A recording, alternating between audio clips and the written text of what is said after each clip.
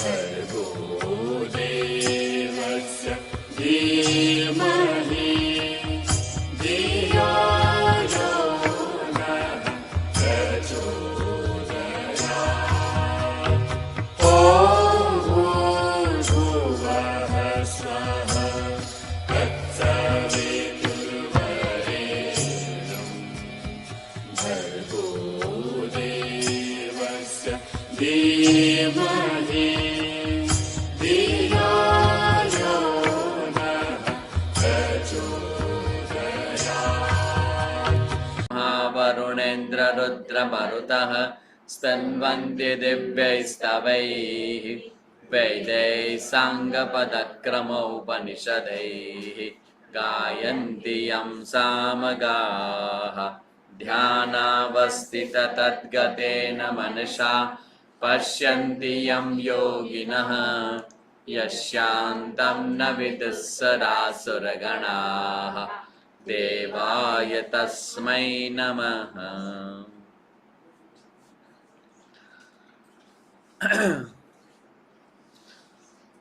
તો અત્યાર સુધીમાં આપણે 9 અધ્યાયનો સારાંશ જોયો છે, ચેપ્ટર અપ ટુ 9th રાજવિદ્યા રાજગુહ્ય નામનો 9મો અધ્યાય લાસ્ટ ટાઈમ આપણે ચિંતન કરેલું.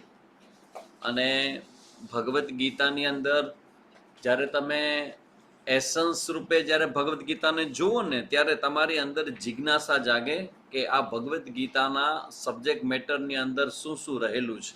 એકદમ સ્પીડમાં જોઈએ છીએ આપણે. ખરેખર તો ભગવદ્ ગીતા એવો ગ્રંથ છે કે જેને શ્લોક વાઇઝ ભણવો જોઈએ, 1 to 1. અહીંયા આપણે એસન્સ જોઈએ છીએ, 9મો અધ્યાય, 10મો અધ્યાય, 11મો અધ્યાય. કારણ કે આખું ભગવદ્ ગીતા ભણવા માટેનો સમય તમારી પાસે કદાચ નથી, તમારી પાસે એટલો સમય નથી. એટલે તમારી પરિસ્થિતિ ધ્યાનમાં રાખીને નિર્ણય લીધો છે કે આપણે એક એક અધ્યાયનો સારાંશ જોઈએ છીએ અહીંયા. પણ ખરેખર તો કેવું છે કે તમને સારાંશ ઉપરથી ખ્યાલ આવી ગયો હશે કે ભગવદ્ ગીતા તો વર્ષ ટુ વર્ષ, શ્લોકથી શ્લોક આખી ગીતા ભણવી જોઈએ. તો આજે આપણે 10મો જે અધ્યાય છે વિભૂતિ યોગ, એની ચર્ચા કરવાની છે. પ્રશ્ન તમને બધાને ખ્યાલ જ હશે કે 7મા અધ્યાયથી 12મા અધ્યાય સુધી આપણે તત્પદનું એનાલિસિસ કરવામાં આવ્યું છે. અહીંયા 10મા 7 થી 12 તત્ ત્વમ અસી, ત્વમ પદનું એનાલિસિસ 1 થી 6 અધ્યાયમાં કરવામાં આવ્યું. અને તત એટલે તે એટલે પરમાત્મા. તો જ્યારે એમ કહેવાય કે તે પરમાત્મા તું છો, ચિદાનંદ રૂપ શિવોહમ શિવોહમ, એ જ્યારે આપણે કહીએ તો આપણું અંદરનું અસ્તિત્વ એટલા માટે કે આપણે શરીર, મન, બુદ્ધિ ચર્ચાઓ કરી છે ને, એના વગરનો જે હું છું એ ઈશ્વરના અસ્તિત્વથી એક જ છે, એ અલગ અલગ નથી. આખી ભગવદ્ ગીતાનો સારાંશ આ જ છે, તત્વમસી. આમાંથી તત્વમસી નામનું એક પુસ્તક છે, કેટલાય વાંચ્યું છે? તત્વમસી નામનું એક પુસ્તક છે ધ્રુવ ભટ્ટનું. વાહ, ઐશ્વર્યા વાંચ્યું છે? વાહ, ઐશ્વર્યા વાંચ્યું છે. આજે પ્રકાશભાઈ સાંભળવા આવ્યા છે શિબિરમાં. ઓકે, તત્વમસી નામનું જે પુસ્તક છે ધ્રુવ ભટ્ટનું, અને તમને બધાને રેકોમેન્ડેડ કરીશ કે એ પુસ્તક બધાએ વાંચો. જે પણ કોઈ આ ગ્રુપમાં છે, જે પણ કોઈ અત્યારે આ સ્થિતિમાં હોય, પ્રેગ્નેન્ટ લેડી હોય, એના માટેનો એક ઓર્ડર છે કે પ્રવાસ વર્ણનવાળા પુસ્તકો પણ કોઈને કોઈ જોવા. એમાંનું બેસ્ટ પુસ્તક છે ધ્રુવ ભટ્ટનું તત્વમસી. તત્વમસી પુસ્તકની અંદર તત્વમસીની કોઈ ચર્ચા નથી, પણ કોઈ એક વ્યક્તિ એ નર્મદા પરિક્રમા કરે છે અને એને કરવી પડે છે, એવી સ્થિતિમાં આવી જાય છે. ત્યારે એને માં નર્મદાના કેવા અનુભવો થાય છે એ બધું જ વર્ણન અંદર કર્યું છે. એટલે તમને બધાને ખાસ કહેવાનું કે તમારે બધાએ આ પુસ્તક મેળવી અને એ પુસ્તક જોઈ જવું, તત્વમસી. તો અહીંયા ભગવદ્ ગીતામાં આપણે તત્પદનું એનાલિસિસ કરી રહ્યા છીએ. એનું નામ છે ભગવાન. What is God? ભગવાન એટલે શું? જો ભગવાનની જે આખી વ્યવસ્થા છે એમાં આપણો જ્યારે જન્મ થયો ત્યારે આ ભગવાનના જ્ઞાન લઈને આપણે કોઈ આવ્યા નથી.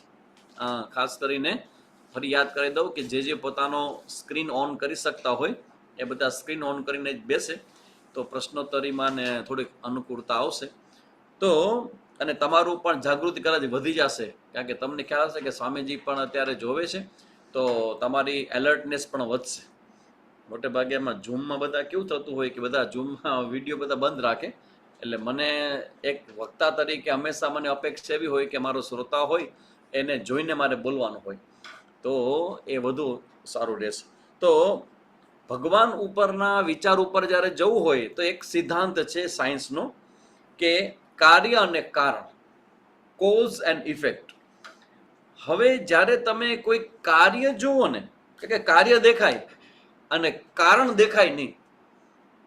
જેમ કે હું તમને કહું કે જેમ વૃક્ષ ઉપરનું દેખાય પણ આખા વૃક્ષનું જે કારણ છે એ એનું મૂળિયું છે, તો મૂળિયું દેખાતું નથી અને વૃક્ષ દેખાય છે. તો તમે વૃક્ષને જોઈને એના મૂળિયું હશે કે નહીં, એનું રૂટ હશે કે નહીં, કલ્પના કરી શકો કે નહીં? ભલે દેખાતું નથી, બરાબર. જેમ કે અત્યારે તમને ઇલેક્ટ્રિક કરંટ ક્યાંય દેખાતો નથી, પણ લાઇટ ચાલુ છે, પંખો ફરે છે, આ ઝૂમમાં અત્યારે ચાલુ છે બધું, તો એ બતાવે છે કે કોઈને કોઈ ઇલેક્ટ્રિક કરંટ હોવો જ જોઈએ અને એ છે, બરાબર. તો એ દેખાતું નથી પણ એને કારણે બધું હાલે છે, એને કહેવાય કાર્ય અને કારણ, કોઝ એન્ડ ઇફેક્ટ. તો આ જગત જે છે એ જગત એ કાર્ય છે, જગત બનેલું છે. તો પ્રશ્ન એ થાય કે જગત બનેલું છે તો જગત કેવી રીતે બનેલું? એક્સિડન્ટલી બનેલું છે કે કોઈએ બનાવ્યું છે?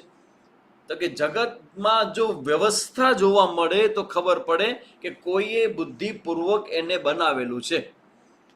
તો આ જગત જે દેખાય એ કાર્ય છે ને એના ઉપરથી એનું કારણ કોઈક હશે કે જેણે આ જગતને બનાવ્યું છે. હવે જેણે આ જગતને બનાવ્યું છે એનું નામ જ ઈશ્વર. ઈશ્વર શબ્દનો અર્થ કેવો થાય? ઈશ પ્લસ વરચ. વરચ નામનો એક સફિક્સ છે, એમાં ઈશ નામની એક ધાતુ છે.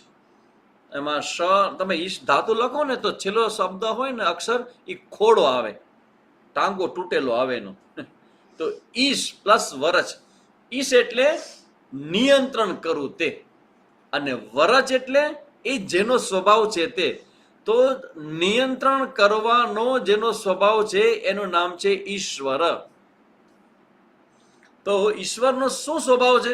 તો કે જગતને બનાવીને એનું નિયંત્રણ કરવું. તો આ જગત છે જે આપણને દેખાય છે, જેના વિશે આપણે બહુ કઈ કલ્પના નથી કરતા, કોઈ વિચારતા નથી, કે આપણી પાસે ટાઈમ નથી ને. આપણે બધા બહુ બિઝી માણસો છે. ટાઈમ ક્યાં છે સ્વામીજી? અમારી પાસે ટાઈમ ક્યાં છે? નરેન્દ્ર મોદી ફ્રી બેઠા હશે પણ અમારી પાસે ટાઈમ નથી. અમે એટલા બધા બિઝી છે, એટલા બધા બિઝી છે, એટલા બધા બિઝી છે. આ તમે ગમે તેટલા બિઝી હો પણ તમે જે જગતમાં રહો છો એ જગતનો રોજ રોજ અનુભવ કરો છો, તો ક્યારેક ક્યારેક તો આવી કલ્પના થવી જ જોઈએ કે આ જે જગતમાં રોજ સૂર્યો થાય ને સૂર્યોદય થાય ને સૂર્યાસ્ત થાય, આ કેટલા સમયથી ચાલે છે આવું બધું? કોઈને ખબર છે? સૂર્યોદય થાય ને સૂર્યાસ્ત થાય તો કેટલા વખતથી સૂર્યોદય થાય ને કેટલા વખત સૂર્યાસ્ત થયો છે? ટાઈમ ખબર છે કોઈને? સ્વામીજી વર્ષો વર્ષો વર્ષો વર્ષોના વર્ષો વીતી ગયા, એમ નેમ થાય છે. પૂર્વમાં ઉગે પશ્ચિમમાં આથમે, બરાબર ને? અને પૃથ્વી છે એ સૂર્યના આસપાસ જેને કહેવાય ને કે પરિક્રમા કરે છે પૃથ્વી સૂર્યની. એ કેટલા વર્ષથી કરે છે એ ખબર નથી, પણ કરે છે. તો આટલા વર્ષથી વર્ષોના વર્ષોથી આ બધું જ વ્યવસ્થિત ચાલી રહ્યું છે. એનો મતલબ કે આને ચલાવનારું કોઈક તત્વ છે, અને એ તત્વ ભલે દેખાય નહીં, કારણ કે આપણો પ્રોબ્લેમ જ આ છે. હું દેખાય એને માનું, દેખાય નહીં એને માનું નહીં. આ આપણો સિમ્પલ લોજિક છે. મને ભગવાન દેખાતો નથી એટલે ભગવાન છે નહીં. ઓકે, ચલો. આવા વ્યક્તિઓને મારે પૂછવાનું કે તમારા કુટુંબમાં, તમારા પરિવારમાં તમારા દાદાને તમે જોયા છે? તો કોઈ હા હોય તો અંગૂઠો દેખાડે મને. તમારા દાદાને કોઈ જોયા છે? આમાંથી દેખાય તો ન જોઈ ને. તમારા દાદા દેખાતા તો છે નહીં, તો એ હતા કે નહીં? દેખાતા નથી તોય હતા. કારણ કહેવાય. એ કારણમાંથી બીજું કાર્ય પ્રગટ્યું, એ બીજા કાર્યમાંથી ત્રીજું કાર્ય પ્રગટ્યું, એમાંથી આપણે બધાનો જન્મ થયો. તો દાદાના દાદા ન દેખાય એટલે ન હોય એવું ન હોય. એમ ભગવાન જે છે તે જગતનું મુખ્ય કારણ છે, એ દેખાતું નથી પણ એ છે અને એ આખા જગતને ચલાવે છે. હવે આખો જે વિષય છે કે કાર્ય અને કારણ, એમાંથી આવે કે બે પ્રકારના કારણ હોય. કારણ હંમેશા બે પ્રકારનું હોય. ફોટા જોયા છે? વાહ. તો પછી તમારા દાદાના ફોટા જોયા છે? ચોથી, પાંચમી, છઠ્ઠી પેઢીના જોયો તો હાથું જો કરો. ફોટા જોયો તો મને કયો છઠ્ઠી, સાતમી પેઢીના પણ હતા કે નહીં? બ્લેક એન્ડ વ્હાઈટ, કલર વાળા નહીં. કલર વાળા ફોટા બતાવો તો માનું. ના ના ના ના, ક્યાંથી જોયો? સવાલ જ નથી. સાતમી પેઢી, છઠ્ઠી પેઢી, આમ તો નામ યાદ ન હોય આપણને. બીજી, ત્રીજી પેઢીનું નામ યાદ ન. જો કે બહેનોને તો અમે યાદ ન હોય, કારણ કે તમારો સંબંધ એટલે આ તો ભાઈ એટલે બધા બહેનોને કેવું હોય કે જયારે લગ્ન કરે ત્યારે બીજાના ઘરમાં જાય ને પછી પોતાનો પરિવારનું આખું લિનિયજ છે ને એનો સંબંધ કટ થઈ જાય. અમારા સંન્યાસીને પણ આવું હોય કે અમે જયારે સંન્યાસ લઈએ તો અમારી જે લિનિયજ હોય, અમારી પરંપરા હોય, કટ થઈ જાય. એટલે પછી એનું નામ ને આન તેને બધું વયું જાય. એમ તમારે પણ એવું થાય, તમારા ફાધર મધરનું વધુ તમને યાદ હોય, દાદાનું નામ યાદ હોય. દાદાના દાદા કેટલામી પેઢી થઈ? ચોથી પેઢી થઈ. તો એ તો ક્યાંથી યાદ હોય? પણ હોય ખરા. મતલબ કહેવાનો મતલબ છે કે એ હોય. તો કાર્ય અને કારણ, હવે જો જગત જે બન્યું છે ને એ બે કારણથી બનેલું છે. હવે તમે સંગીતાબેન યાદ આવતા હશે કે સંગીતાબેનને કીધું હતું કે નોટ પેન લઈને બેસું, કારણ કે હું આજે બોલું છું તમને થોડું યાદ રહી જશે, કે બધું યાદ રહી જશે. સાચું કહો તો તમારી યાદશક્તિ એટલી બધી બ્રિલિયન્ટ છે કે જે બોલે બધું છપાઈ જાય. 6 મહિના પછી, 7 મહિના પછી, 8 મહિના પછી તમારું જે બાળક આવશે તો એ બાળક થશે મોટું. તમારે એને ભણાવવાનું જ બધું. આ તો હું ભણાવું છું, બીજી વાર ભણાવવું પડશે ને. આ પહેલી વાર તો હું ભણાવું છું અત્યારે. આ બધાના ગર્ભની અંદર બાળક છે, પલી રહ્યું છે. તો એ બાળકને ભગવદ્ ગીતા સંભળાવી છે. અમારો આઈડિયા છે. તેમાં બાળક અત્યારે ભણે છે ભગવદ્ ગીતા. તો તમે આ બાળક આવ્યા પછી 12 મહિના તમને કોઈ ટાઈમ નહીં હોય, પણ ધીમે ધીમે ધીમે સમય બચશે કે તમારે બાળકને પણ તમારે જ્ઞાન આપવું પડશે. અને બાળકનું જ્ઞાન કેવું છે કે તે જેટલું નાનું હોય ને તમે જ્ઞાન આપશો ને એ જ્ઞાન બહુ ઊંડાણમાં જશે. વચ્ચે વચ્ચે ટોક છૂટી જાય છે, નેટવર્ક ચેક કરી લેજો નો ઉપરનો. ના ના ના કૃષ્ણાબેન, હવે આજે કંઈક અવાજમાં તકલીફ હશે, કારણ કે અત્યારે AKB2 ઇન્ટરનેટ એક્સેસ, હા નીચેનું ચાલુ છે, ઉપરનું નથી ઇન્ટરનેટ. એ લોકોને મેં તૈયાર કરે કે અમારું ઇન્ટરનેટ ક્યારેક હોય ને તો મને યાદ કરાવજો. યાદ કરજો ઉપર ચાલતું નથી ને નીચેનું ચાલે છે. કૃષ્ણાબેન AKB જ છે. ઉપરનું અમારું સ્વામીજી 1, નીચે AKB નું છે. તો બે કારણો છે જગતને બનાવવામાં. બે કારણો ક્યાં ક્યાં છે? એક છે નિમિત્ત કારણ અને એક છે ઉપાદાન કારણ. આ બે કારણ ભેગા થઈને જગત બને છે. તો હવે બે કારણ ક્યાં છે? તો એમાં બે કારણ કેવી રીતે? જેમ કે આપણે ઘડો બનાવવાનો હોય તો એમાં કેટલા કારણો હોય? ઘડો બનાવવો હોય તો એમાં શું શું જોઈએ ઘડો બનાવવામાં? તો તમારે બનાવવાનો નથી, માત્ર તમારે ખાલી કહેવાનો છે કે ઘડો બનાવવામાં શું શું જોઈએ. શું શું જોઈએ? માટી, પાણી, ચાકડો. આ ક્યાંથી અવાજ આવે છે બેન? બોલવાનું બોલશો તો મુશ્કેલ થશે. કોઈકનું માઇક ચાલુ રહી ગયું છે. ચાકડો, પાણી, માટી, ચાકડો. ઓકે, માટી, પાણી, ચાકડો, આ બધું બરાબર ને? આવડત, હા એ બરાબર છે, કરેક્ટ. પેલા તો આવડવી જોઈએ. જો ભાઈ, તમે ઘડો બનાવો તો એમાં માટી જોઈએ, પાણી જોઈએ, ચાકડો જોઈએ, સૂર્યપ્રકાશ જોઈએ, અગ્નિ જોઈએ, આ બધું જોઈએ.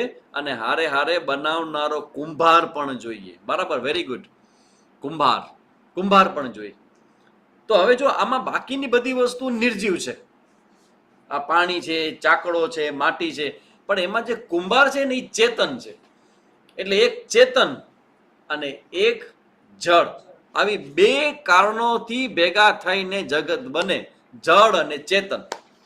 જળ ચેતન વાંચ્યું છે? નહીં વાંચ્યું કોઈ? વાંચ્યું હજી? આમાં ચિત્રલેખામાં હરકિશન મહેતા, જળ અને ચેતન, તુલસી વાળી કે ને જળ ચેતન. આ તો વચ્ચે વચ્ચે એટલે કહું કે તમે લોકોનું ઊંઘ આવતી ને તો ઊંઘ વહી જાય તમારી કે સામે વચ્ચે ક્યાં ટોપિક આવી ગયો આમાંથી, અને વચ્ચે કહેતો પણ જાવ. ખૂબ સરસ મજાની સ્ટોરી હતી જળ ચેતન, કેટલા વર્ષો પહેલા વાંચેલી વાર્તા. તો જળ અને ચેતન એટલે ચેતન કારણ એટલે ઈશ્વર અને જળ કારણ એટલે માયા. વાંચું છું, વાહ ભાવનાબેન ભાવસાર, વેરી ગુડ, બહુ સરસ વાંચી રહ્યા છે ત્યાં જળ ચેતન. તો ઈશ્વર અને માયા, માયા એટલે રો મટીરિયલ, કાચો માલ, અને ઈશ્વર એટલે ચેતન. આ ઈશ્વર પોતાની માયા શક્તિથી આખા જગતને બનાવે છે. એટલે આ જગત જે છે એ જગતનું મુખ્ય કારણ છે ઈશ્વર. અને એવું કહેવાય કે અભિન્ન નિમિત્ત ઉપાદાન કારણ છે ભગવાન. તમારા માટે નવો શબ્દ છે અભિન્ન, એટલે જુદા. પાછા એમાં એવું છે કે ઈશ્વર અને માયા બે અલગ અલગ નથી. ઈશ્વરે પોતાની અંદરથી જ માયા શક્તિને ઉત્પન્ન કરી અને માયા શક્તિ દ્વારા જગતનું સર્જન કર્યું. એટલે ઈશ્વર અને માયા બે એક જ, એટલે અભિન્ન. અભિન્ન નિમિત્ત ઉપાદાન કારણ. નિમિત્ત પણ ભગવાન છે અને ઉપાદાન પણ. જેમ કે તમારે હવે બધા બહેનોને સમજાવ્યું એક્ઝામ્પલ અમારા સ્વામીજી અમને આપતા કે ભાઈ તમારે દૂધ વધ્યું હોય ઘરે રાતના લગભગ 1 લીટર, તમે એમ કે મહેમાન આવશે ને મહેમાન ના આવે ને દૂધ 1 લીટર વધ્યું, તમે શું કરો છો દૂધનું? દૂધ વધ્યું 1 લીટર તો બેનો ખબર તમે શું કરો દૂધનું? આઈસ્ક્રીમ બાઈસ્ક્રીમ નહીં, આઈસ્ક્રીમ તો પછી બને. હા, દહીં બનાવીએ. અચ્છા, દહીં બનાવો તો દહીં બનાવવા માટે તમે દૂધમાં શું નાખો? મેરવણ. મેરવણ તો નાખો ને, પણ એમાં ઘણી વાર એવું બને કે મેરવણ તમારા ઘરમાં ન હોય અને પાડોશી તમારા સંબંધી સારા હોય, શું કરો? વાટકી એક બેન મેરવણ આપજો ને. અને શું કે પડોશી વાટકી વ્યવહાર. તો તમે દહીં બનાવવા માટે મેળવણ છે એ પડોશીમાંથી લઈ આવો, બીજા પાસે લઈ આવો છો, પછી તમારા ઘરે દૂધમાંથી દહીં બને. તો એમ ભગવાન આ જગતને બનાવે છે. ભગવાન આ જગતની શક્તિ લાવે ક્યાંથી? તમને લાગે છે કે બીજો ભગવાન હશે કે એની પાસે ભગવાન શક્તિ લઈ આવે? ભગવાન પોતાની અંદરથી જ આ શક્તિ દ્વારા જગતનું સર્જન કરે છે. બાય હિમસેલ્ફ, પોતાની અંદરથી સ્વયંભૂ. એટલે ભગવાનને કહેવાય સર્વજ્ઞ અને સર્વશક્તિમાન. એ બધું જ બનાવી શકે અને બધું જ એ મિટાવી પણ શકે. તો આવા જે ભગવાન છે અભિન્ન નિમિત્ત ઉપાદાન કારણ વાળા ભગવાન. અને બસ એ ભગવાનનો એક શબ્દ છે વિભૂતિ યોગ. હવે આ જે અધ્યાય છે 10મો અધ્યાય, એમાં વિભૂતિ શબ્દ આવે. વિભૂતિનો મતલબ થાય વિવિધેન ભવતી. અનેક અનેક અનેક અનેક રૂપે એક વસ્તુ અનેક રૂપે પ્રગટ થાય એને કહેવાય વિભૂતિ. જેમ કે રસ છે, બરાબર? રસ તો રસ કેટલા? રસ એક જ છે, પણ રસ કેટલા પ્રકારનો હોય?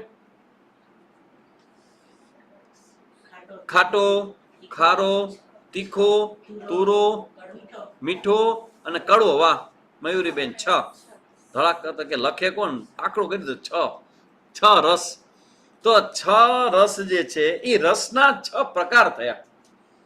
તો એવી રીતે આપણે એમ કહીએ કે ભાઈ નદી છે તો નદી તો કેટલી બધી છે.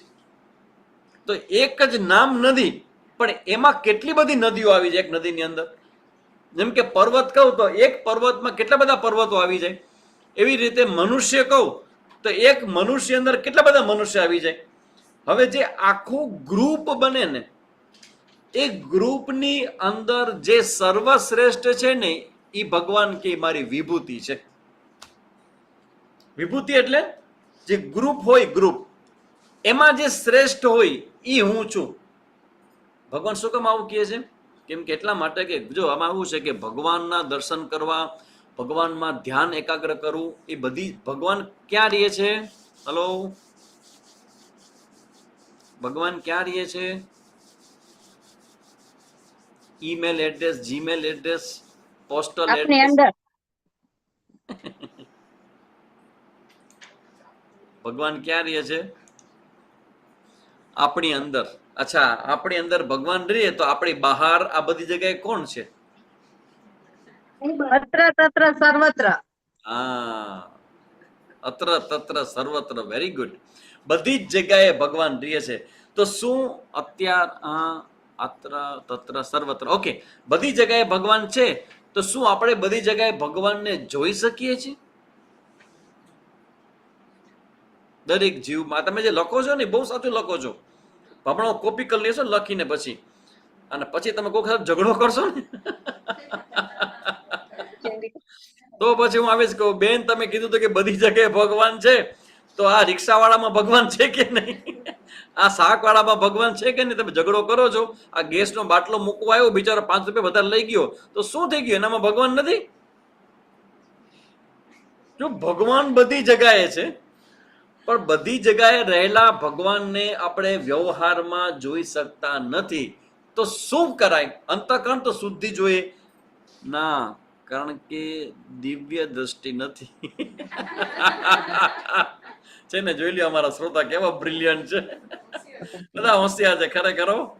એવા સરસ સરસ જવાબ મળે છે. તપસ્યા કરાય, તપસ્યા. એ ભાઈ તમારા માઇક બધાને બંધ રાખો ભાઈ. તપસ્યા કરવી જોઈએ દેવાંશ કે છે. વાહ, ટપોડા ટપોડા બધા બ્રિલિયન્ટ છે બધા. તો કહેવાનો મતલબ છે કે બધી જગ્યાએ રહેલો ભગવાન આમ દેખાય નહીં. એ આપણે કહીએ, આપણે કોઈ પૂછે એટલે જવાબ દઈએ ને, વાતે તમારી સાચી ખોટી જરાય નથી.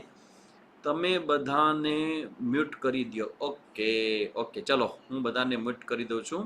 એટલે હવે કોઈ મને આમાં મ્યુટ. એ હા નિરાલીબેન, આમાં હું હોસ્ટ નથી, સંગીતાબેન. હા, મેં મ્યુટ કર્યું છે, હમણાં કરી દઉં છું. બધાને મ્યુટ કરી દે. આમાંથી એમાં બીજું કઈ વાંધો નહીં, પણ મને બોલવું તો સમજાય, પણ આજુબાજુ બીજા બધા ડિસ્ટર્બન્સ થશે. એટલે તમે લખીને કાં તમારો અંગૂઠાથી એવી રીતે મેસેજ બધા કરી શકે. કઈક વાત તો બધા સાથે મારે કરવી છે. એટલે તમે તમારો જે કંઈ આન્સર હોય એ તમે બધા મેસેજમાં લખજો, જેથી કરીને બીજા કોઈને ડિસ્ટર્બન્સ ન થાય. મારો ખેંચાય અવાજ? ના ના ના ના, હું ચાલુ થયું.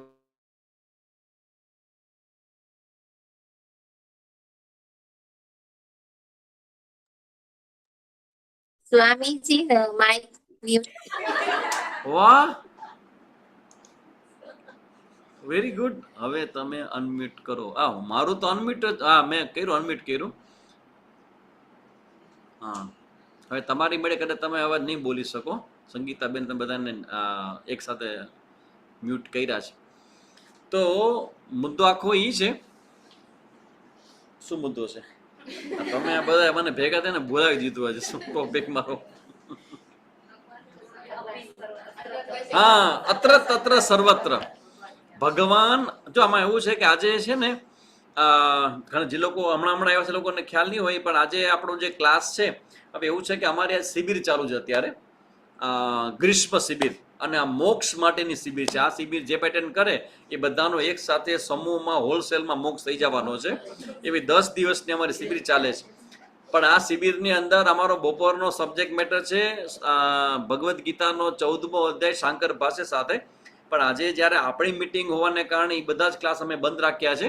અને મિટિંગમાં અમારા જે બધા શિબિરમાં આવેલા બધા શ્રોતાઓ છે એ બધા તમારી સાથે જોડાઈ ગયા છે, અને એ બધા પણ આ જ સબ્જેક્ટને 10મા અધ્યાયને સાંભળી રહ્યા છે. એટલે અત્યારે આપણે 10મા અધ્યાયનું ચિંતન જે ચાલે છે એમાં બીજા બધા પણ ઘણા બધા મારી સામે બધા બેઠા છે શિબિરાર્થીઓ, એ પણ અત્યારે સાંભળી રહ્યા છે. તો આ વિભૂતિ યોગ જે છે, થેન્ક યુ સ્વામીજી, વાહ, વિભૂતિ યોગ છે. એ વિભૂતિ યોગની અંદર ભગવાન એમ કહે છે કે ભાઈ બધી જગ્યાએ કોઈ મને ન જોઈ શકે, તો શું કરવાનું? તો ભગવાન રસ્તો બતાવે છે કે સૌથી પહેલા હું તમને એક રૂપમાં હું તમારી સામે આવું, અને પછી એમાં તમે ભક્તિ કરો, એમાં તમે મને જોવાનો પ્રયત્ન કરો, અને એ જોયા પછી તમે ધીમે ધીમે ધીમે ધીમે બધી જગ્યાએ તમને જોઈ શકશો. તો આ મેથડ ભગવાને અપનાવે છે. હવે એમાં વિભૂતિ જે છે એ વિભૂતિનો કેવો અર્થ કરે છે ભગવાન? તો કે ભાઈ ગંગા, બધી નદીઓમાં ગંગા હું છું, પછી પર્વતોમાં હિમાલય હું છું, પાંડવોમાં અર્જુન હું છું, પછી વૃક્ષોમાં પીપળો હું છું. આ ભગવાનની વિભૂતિ છે બધી. તો સર્પોમાં વાસુકી હું છું. આમ જો એક ગ્રુપ છે, જેમ કે નદી છે, નદી આખું ગ્રુપ છે. તો આખી બધી જ નદીમાં તમે મને ન જોઈ શકો તો કમસે કમ ગંગામાં જો કે ગંગામાં ભગવાન છે, ત્યાંથી શરૂ કરો. તો એ આખી મેથડ ભગવાન અહીંયા 10મા અધ્યાયમાં એપ્લાય કરે છે. અને એમાં એ આખું આપણે જોવાનું છે. આ 10મો અધ્યાય વિભૂતિ યોગ છે અને ભગવાન સુંદર મજાની ચર્ચા બધી કરશે. તો સૌથી પહેલા આપણે એના 42 શ્લોક છે, ટોટલ 42. એ 42 શ્લોકનું આપણે એનાલિસિસ જોઈ લઈએ આપણે કે 42 શ્લોકમાં ક્યાં ક્યાં શું શું કીધું છે. તો સૌથી પહેલા 1 થી 11 શ્લોક હવે તમે બધા લખજો, જેમ સંગીતાબેન કીધું, જે બધા નોટ પેન લઈને આવ્યા હોય હવે લખવું બહુ જરૂરી છે, કારણ કે તમને આખો જે અધ્યાય છે એ અધ્યાય તમે જે ભાષામાં સમજો એ ભાષામાં તમને હું એનું આખું એસન્સ આપવા જઈ રહ્યો છું. તો ફટાફટ નોટ પેન ન હોય તો ભેગી લઈ લેજો અને લખતા જાજો. આમ તો એક સારું એ છે કે આપણી યુટ્યુબ ચેનલ પણ છે માતાની પાઠશાળાની, એટલે અત્યારે જે કંઈ આવે છે ને એ બધું યુટ્યુબ ચેનલમાં મુકાય, એટલે પછી જે પણ બહેનો રહી ગયું હોય એ યુટ્યુબ ચેનલ પર જઈને પાછું જોઈ શકે અને લખી શકે. નામ શું કીધું આ અધ્યાયનું? વિભૂતિ યોગ. વિભૂતિ યોગ આ અધ્યાયનું નામ છે, 10મો અધ્યાય વિભૂતિ યોગ, અને 42 શ્લોક છે આમાં ટોટલ. તો એમાં 1 થી 11 શ્લોક, સૌથી પહેલા 11 શ્લોક છે એ ભગવાનની સમજણ આપે છે, ભગવાનના સ્વરૂપ વિશેની, ભગવાન પોતે જ પોતાના સ્વરૂપની સમજણ આપે છે.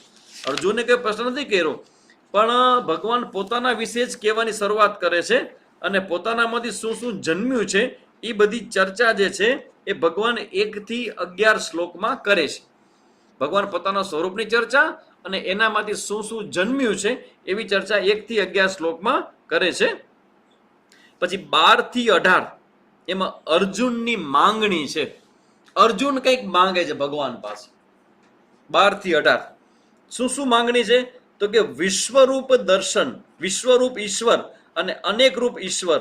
એટલે આ બે પ્રકારની માંગણી અર્જુન કરે છે કે ભગવાન તમારી જે કઈ વિભૂતિઓ છે એ બધી વિભૂતિઓ મને કહો કે તમે કયા કયા રૂપે કઈ કઈ જગ્યાએ તમે છો. એના વિશે વિભૂતિની ચર્ચા અર્જુન છે પૂછે છે ભગવાનને.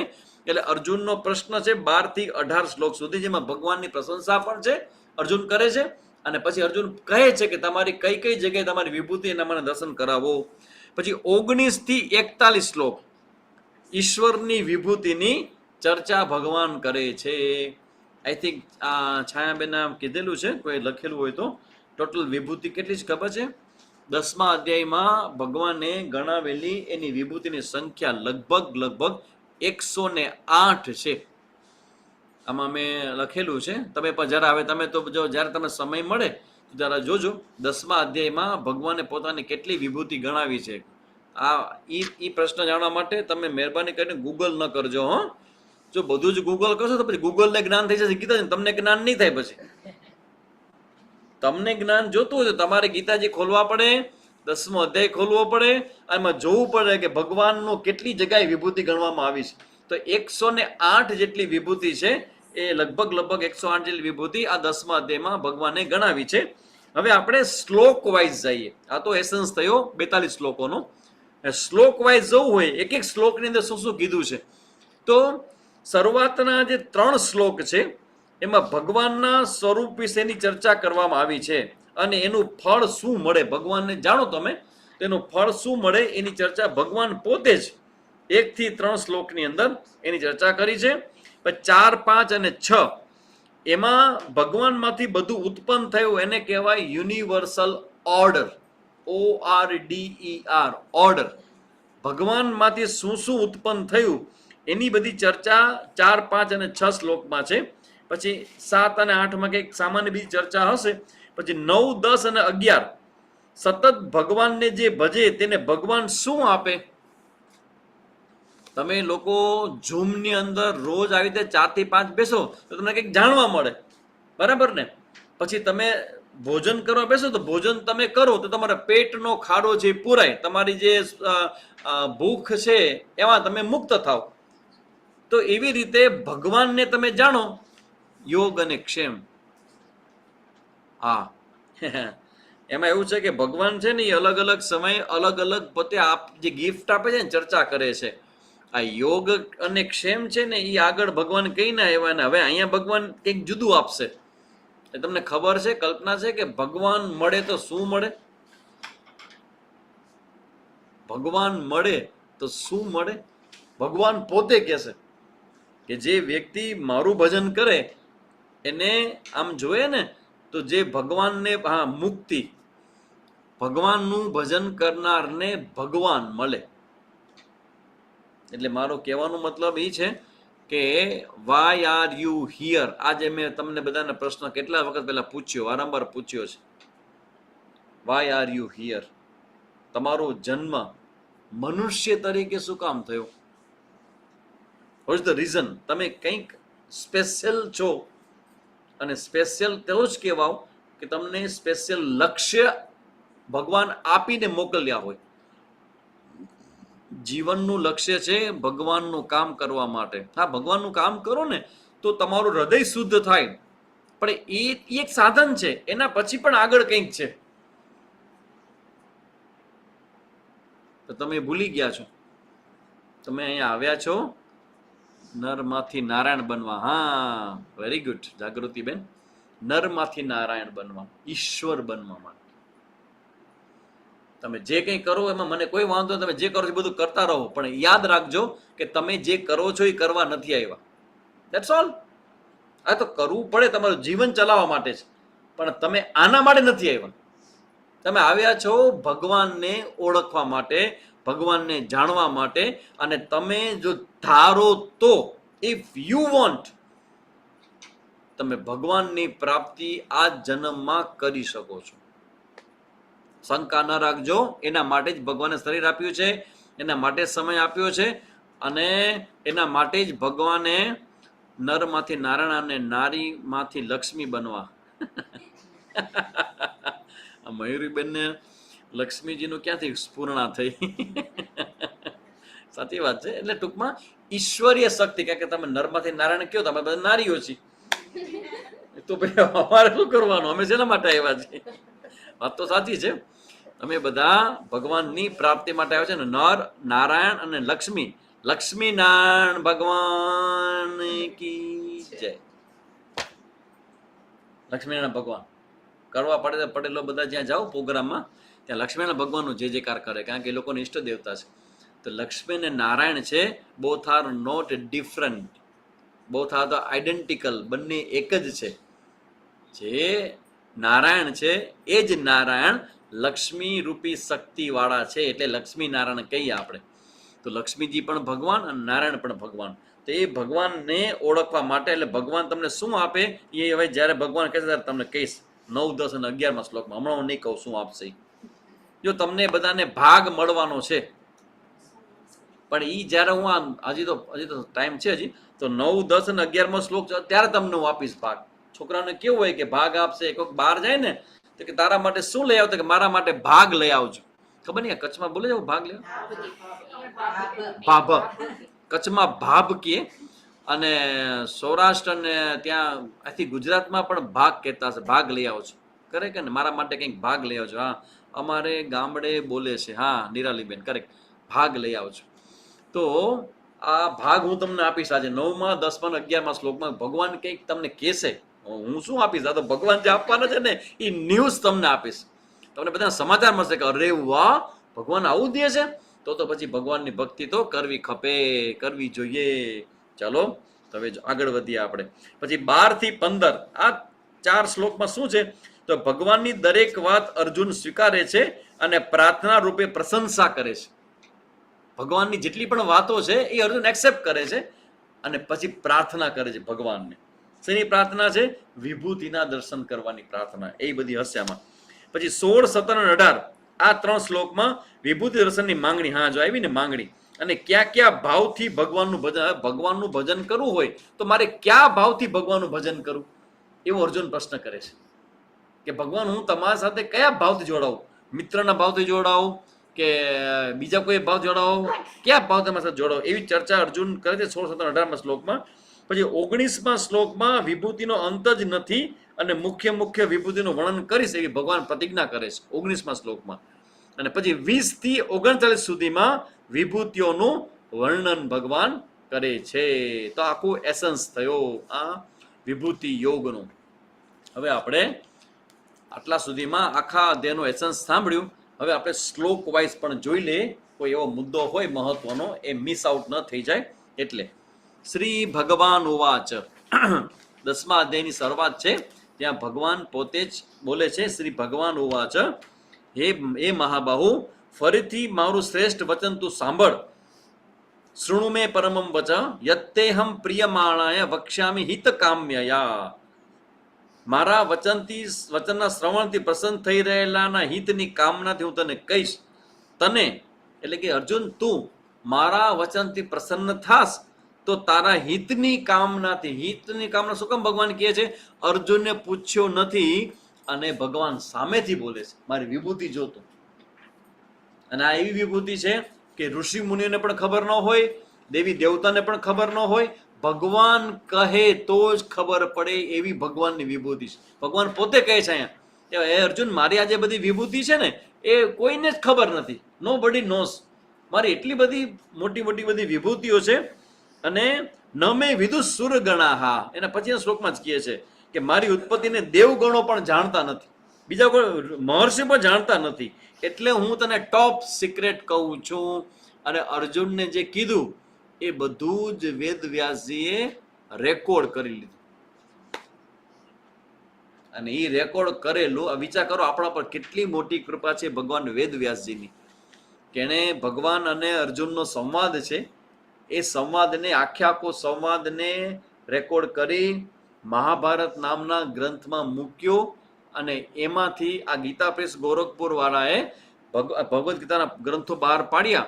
એટલે કોઈ મને પૂછતું હતું કે સામેજી મારે ભગવદ્ ગીતા વાંચવી તો કોની વાંચવી? તો તમને કહી દઉં, ભગવદ્ ગીતા જો તમારે ખરેખર તો ભગવદ્ ગીતા ભણવાનો વિષય છે, કોઈક પાસે સાંભળવી જોઈએ, પણ તમારે પોતાને જોવી હોય ને તો ટ્રાન્સલેશન સાથે તો બેસ્ટમાં બેસ્ટ છે આપણે ગીતા પ્રેસ ગોરખપુર. ગીતા પ્રેસ ગોરખપુર નો એક પ્રેસ છે. એમાં આવતા જે પુસ્તકો છે ને, ગ્રંથો છે ને, એ પ્રમાણિત ગ્રંથો માનવા. આપણા હિન્દુ સંસ્કૃતિના જે પણ કોઈ ગ્રંથો હોય એ ગીતા પ્રેસ ગોરખપુરમાં માનવા. એમાં બધી જ ભાષામાં તમને મળે, ઇંગ્લિશમાં મળે, હિન્દીમાં મળે, ગુજરાતીમાં મળે. તો એમાંથી કોઈ ગ્રંથ તમારે લઈ લેવો ટ્રાન્સલેશન વાળો, એમાં શ્લોક આપેલો હોય અને એનું ભાષાંતર આપેલું હોય. આના સિવાય બીજા કોઈ ગ્રંથને બહુ ટચ ન કરવો, કારણ કે ઘણું બધું મિશ્રણ અને ભેળસેળ હાલે છે. તમને એમ કે ભેળસેળ ખાલી ગાંઠિયામાં અને ભજીયામાં જ હાલે છે, કા બજારોમાં મળે, કેરીમાં હાલે છે ને બધી જગ્યાએ ભેળસેળ હાલે છે. તો એવી રીતે ભગવદ્ ગીતામાં ભેળસેળ થઈ ગઈ છે. એટલે એના માટે તમારું સેફ અને સિક્યોર જોવું હોય તો રહેવું હોય તો બેસ્ટ છે ગીતા પ્રેસ ગોરખપુરના પુસ્તકો લેવા અને એમાંથી જોવું. તો એ લોકોએ પણ ગ્રંથોની આપણે બહુ મોટી સેવા કરી છે આપણા સનાતન હિન્દુ ધર્મની. ગીતા પ્રેસ ગોરખપુર વાળાએ એકદમ સસ્તાની અંદર ખૂબ જ ઓછા પૈસામાં કેટલા સુંદર મજાના પુસ્તકો બહાર પાડ્યા છે. પછી આપણે આગળ વધીએ અને પછી ભગવાન પોતાના સ્વરૂપના સંદર્ભમાં કહે છે કે બુદ્ધિ જ્ઞાન અસમ્મુખ. જો ભગવાન એવું કહે છે કે મન અને મનમાંથી ઉઠતી બધી વૃત્તિઓ હું છું. મન અને મનની અંદર ઉઠતી વૃત્તિઓ કઈ કઈ વૃત્તિ છે? એક્ઝામ્પલ તરીકે બુદ્ધિ, જ્ઞાન, અસમ્મોહ, ક્ષમા. ક્ષમા એટલે માફ કરી દેવું. તો માફ કરી દેવ, બીજી બધી વૃત્તિઓમાં માફ કરી દેવાની વૃત્તિ ભગવાનની વિભૂતિ છે. કામ, ક્રોધ, લોભ, દ્વેષ, ઈચ્છા, અસૂયા, આ બધી વૃત્તિઓ છે. આળસની વૃત્તિ છે. તો કેટલી બધી વૃત્તિઓ આપણા મનની અંદર હોય, એમાંથી ક્ષમા નામની વૃત્તિ. ક્ષમા એટલે માફ કરી દેવું. માફ કરી દેવું એટલે ઇટ્સ ઓકે, ચલો જવા દો, થઈ ગયું એ થઈ ગયું, ભૂલી જાઓ. આમ માફ કરી દેવું, ભૂલી જવું, એક્સક્યુઝ કરી દેવું, એ વૃત્તિને કહેવાય ક્ષમા. પછી સત્ય. સત્ય એટલે જે સાચું છે એ જ બોલવું, સાચું છે એ જ કહેવું, તે સત્ય. પછી ઇન્દ્રિય નિગ્રહ, મનોનિગ્રહ, બધી મનની બધી વૃત્તિઓ છે. તો ભગવાન કહે છે કે આ બધી જ વૃત્તિ હું છું. એવી જ રીતે મહર્ષય સપ્તહ, 7 પ્રકારના ઋષિઓ છે. ચાર કુમારો, સનંદન ત્યાં 4 કુમારો છે. એનું બધું વર્ણન ભગવાન કરે છે. અને પછી ભગવાન 9મા શ્લોકમાં જે કહે છે એ સમજવા જેવું છે કે ભગવાનના જે ભક્તો હોય ને એ શું કરે? ક્રિકેટરો શું કરે? ક્રિકેટમાં જેને રસ પડે લોકો શું કરે? ક્રિકેટ રમે. અચ્છા, જેને ગાવામાં રસ છે એ લોકો શું કરે? સંગીતમાં રસ છે એ લોકો શું કરે? પ્રેક્ટિસ કરે સંગીત. જેને સત્સંગમાં રસ છે એ લોકો શું કરે? શિબિર. સત્સંગમાં જેને રસ હોય ભગવાન જાણવામાં, એ બધા શિબિર કરે, સતત આખો દિવસ સત્સંગ કરે. હવે એમ કે છે કે ભગવાનના જે ભક્તો એ લોકો શું કરે? ભગવાન પોતે કહે છે એ લોકો શું કરે? ભક્તિ કરવાના સાધનો ગોતે. અલગ અલગ અલગ સાધનો બધા ભક્તિ કેવી રીતે કરવી? ભક્તિ કરતા છૂટે મારા પ્રાણ પ્રભુજી એવું માંગુ રે. ભક્તિ કરતા છૂટે મારા પ્રાણ. ભક્તો હોય ને એ ભક્તિ જે કરવાની હોય ને, ભક્તિ એટલે પ્રેમની અભિવ્યક્તિ. ભક્તિ એટલે પ્રેમની અભિવ્યક્તિ. એ અભિવ્યક્તિ કેટલી પ્રકાર થઈ શકે? તો કે સાંભળો. મચ્ચિતાહા, મારામાં ચિત્તને સ્થિર કરવા વાળા. તમારા ચિત્તની અંદર કેટલી બધી વૃત્તિઓ છે, તો એ વૃત્તિ ભગવાનમાં સ્થિર કરવી, એને કહેવાય ભગવાનના ભક્ત. જેમ કે વિષ્ણુ સહસ્ત્રનો પાઠ હમણાં જો અધિક મહિનો શરૂ થશે, 17 મે થી અધિક મહિનો શરૂ થશે. તો અધિક મહિનામાં તમે બધા અનુષ્ઠાન કરવાના છીએ અને વિષ્ણુ સહસ્ત્રનું ચિંતન ખાસ કરું, કારણ કે 3.5 વર્ષે અધિક મહિનો આવે અને અધિક મહિનો એ વિષ્ણુ ભગવાનનો મહિનો છે. અને અધિક મહિનાનું મહત્વ એ છે કે અધિકસ્ય અધિકમ ફલમ. જે કરો ને એને ગુણ્યા 100 કરી નાખવાના તમારે. તમે 10 માળા કરો તો ગુણ્યા 100 કેટલા થાય પ્રકાશભાઈ? 1000 માળા થઈ જાય 10 માળા કરો એટલે. આ મોકો ગુમાવજો નહીં, લેવા જેવો મોકો છે. જે કરો એનું 100 ગણું ફળ. એક પાઠ કરો એટલે 100 પાઠ તમારા થઈ જાય. તો આ મહિનાની અંદર જેટલું થાય એટલું કરું તમારે. તેમાં વિષ્ણુ ભગવાનનો મહિનો છે એટલે વિષ્ણુ સહસ્ત્રનો પાઠ ખાસ ખાસ ખાસ કરવો. અમે લોકો પ્લાન કરીએ છીએ કે આ મહિના દરમિયાન વિષ્ણુ સહસ્ત્ર ઉપર ચિંતન કરવું, કારણ કે એને એક એક નામનો અર્થ છે. ભગવાનના 1000 નામ છે ને, તો કયા નામે ભગવાન તમને એડ્રેસ કાગળ લખું? પણ કંકોત્રીમાં લખવું શું છે? ભગવાન તો બધી ખબર પડી જાય, લખવાની જરૂર શું છે? તો કે ના ભગવાન મારે લખવું તો હોય ને, તો હું નવરી બેઠી કરું છું, ચાલો તમારા નામની કંકોત્રી લખું. બીજું શું કરવું જોઈએ આ મંથમાં? દાન, પૂજા, ધર્મ, અનુષ્ઠાન, આ બધું જ જે પણ તમે શ્રેષ્ઠ. આમાં જો એવું હોય કે આમાં આ અધિક મહિનો હોય ને, એમાં કોઈ સારા મુહૂર્ત ન હોય એટલે કોઈ સારું કામ થાય નહીં. સારું કામ એટલે તમારે કંઈક મકાનનું ઓપનિંગ કરવું છે કે તમારે કંઈક ગાડી લેવી છે કે વોટ એવર, તમે જે કંઈ સારું જે કરતા હો એ બધા માટે આ મહિનો સારો નથી. પણ આધ્યાત્મિક પ્રવૃત્તિ કરવા માટે બેસ્ટમાં બેસ્ટ સમય છે. એને કહેવાય નિમિત્ત પૂજા. આપણે આપણા જીવનમાં કેવું હોય, એક તો નિત્ય કર્મ હોય, રોજ રોજ કરતા હોય, એક નિમિત્ત કર્મ હોય. નિમિત્ત કર્મ એટલે નિમિત્ત આવે ને તમે કર્મ કરો, બરાબર ને? નોરતા આવે તો નોરતામાં તમે અનુષ્ઠાન કરો, એ નિમિત્ત પૂજા કહેવાય. તો એવી રીતે આ અધિક મહિનો છે એ નિમિત્તનો મહિનો છે. હરિ તારા નામ છે 1000, ક્યાં નામે લખવી કંકોત્રી. તો આ નિમિત્ત વાળો જે મહિનો છે, અધિક મહિનો છે, એમાં તમે ભગવાનનું જેટલું ભજન થાય એટલું કરવું, ભગવાનનું નામ જપ કરવો. અને બેસ્ટમાં બેસ્ટ છે વિષ્ણુ સહસ્ત્રનો પાઠ. અત્યંત ભગવાનને પ્રિય છે. અને વિષ્ણુ સહસ્ત્રનો પાઠ છે એ સંપૂર્ણપણે આપણું રક્ષણ કરે, પછી દુર્ગતિથી બચાવે, પછી સંપત્તિની કૃપા કરે, વરસાદ વરસાવે. અને વિષ્ણુ સહસ્ત્ર પાઠ જે પણ કોઈના ઘરમાં કરતા હોય ને, એના ઘરના લોકોના એક્સિડન્ટલી ડેથ ન થાય. ગર્ભ સંસ્કાર કરી શકીએ. ગર્ભ સંસ્કાર કોઈ ભૂદેવને પૂછવું પડે, પૂછતો જરા કહું તમને હમણાં જ, ક્લાસ પૂરો થાય પહેલા. અમારે કરી શકાય. કરી શકાય. હા, સંગીતાબેન કહે છે કરી શકાય. શ્રીમત કેમ ભગવાન શ્રીમંત પણ કરી શકાય અને પંચમાસીની વિધિ પણ થઈ શકે, કારણ કે ધાર્મિક છે એટલા માટે. ધાર્મિક જે પણ હોય બધું જ થઈ શકે, ધર્મથી કનેક્ટેડ હોય. કેમ ભગવાનનો મહિમા છે તો કેમ સારા કામ નહીં? હા, સરસ પ્રશ્ન છે એકતાબેનનો કે ભાઈ આ ભગવાનનો મહિનો તો સારા કામ કેટલા માટે નહીં? જો એમાં એવું છે કે કર્મકાંડની અંદર બધી જે તિથિઓ હોય ને, તિથિ, એમાં આ અધિક મહિનો કેવી રીતે બને? તો જે મહિનામાં તિથિ કપાયેલી હોય, અડધી રહી ગઈ હોય, તો વૈધી ગઈટી 3 વર્ષની તિથિ ભેગી થાય ને એમાંથી આખો મહિનો બને. એટલે બેઝિકલી જે બધી તિથિઓ હોય ને એ બધી વેસ્ટેજ તિથિઓ હોય, એમાંથી બનેલો મહિનો છે. તો પછી મહિનાને એમ થયું કે જો મને વેસ્ટેજ તમે કરી નાખશો તો મારું મહત્વ શું રહેશે? એટલે ભગવાન એને નજર આપી, ભગવાને એ મહિના ઉપર જાય કે આ મારો મહિનો કહેવાશે અને મારી જે પણ કોઈ પૂજા પ્રાર્થના કરશે એના પર હું વરસી પડીશ આશીર્વાદ રૂપે. એટલે અધિક મહિનાનું મહત્વ છે. હે મળમાસ કહેવામાં આવે. મળમાસ સ્વામિનારાયણની અંદર આ મળમાસની અંદર વહેલી સવારના 5 થી 6:30 રોજ કીર્તન હોય સ્વામિનારાયણ ભગવાનનું, તો એનું મહત્વ હોય. અને બાકી અનુષ્ઠાન છે, અનુષ્ઠાન પણ તમે કરી શકો. કોઈને કોઈ વસ્તુ તમારે ન ખાવાનું, વોટેવર જે કોઈ 1 મહિનાનું વ્રત લેવું હોય તો વ્રત પણ તમે લઈ શકો.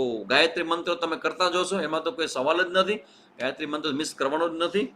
તો ભગવાન અહીંયા એવું કહે છે, મચ્ચિતાહા મદગત પ્રાણાહા, પોતાના પ્રાણને મારામાં આપે છે, એટલે મારા માટે કર્મ કરે છે. કારણ કે પ્રાણ હોય ને એ દ્વારા કર્મ થાય, તો મારા માટે કર્મ કરે. અચ્છા, ભગવાન માટે તમે કર્મ શું કરશો?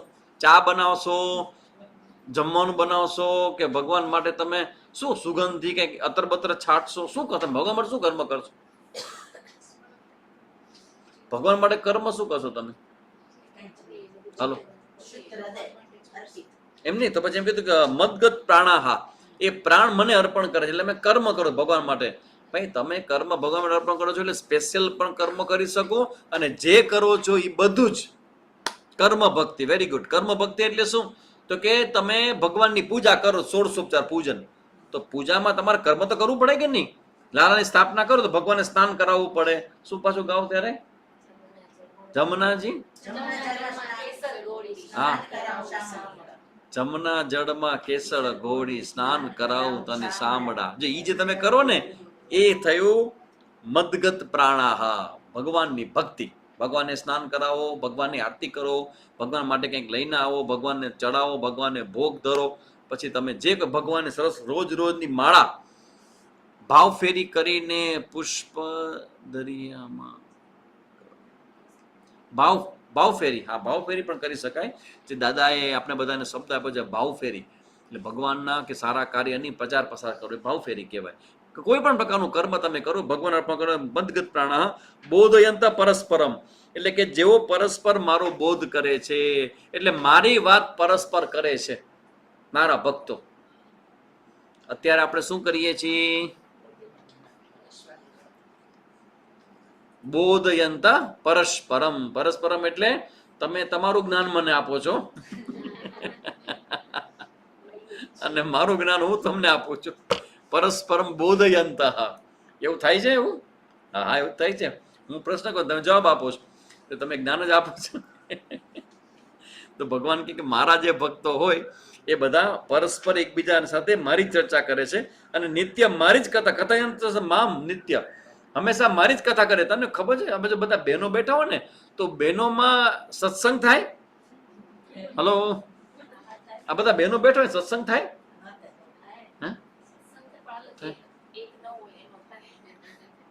રસ્તો બતાવું શું કરાય બધા બહેનો.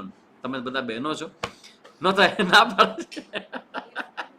એ થાય થાય સત્સંગ થાય, જોતા થાય સત્સંગ. ભાઈ બહેનો બહેનોનો સત્સંગ તો કેવો ખતરનાક થાય. જે હાજર ન હોય ને એનો સત્સંગ થાય બહેનોમાં. જે હાજર ન સત્સંગ થાય યુઝ્યુઅલી, બધી જગ્યાએ નહીં, મોટે ભાગે. જો બધા આવી રીતે બધા બહેનો બેઠા હોય ને તો એક રસ્તો તમને બતાવું.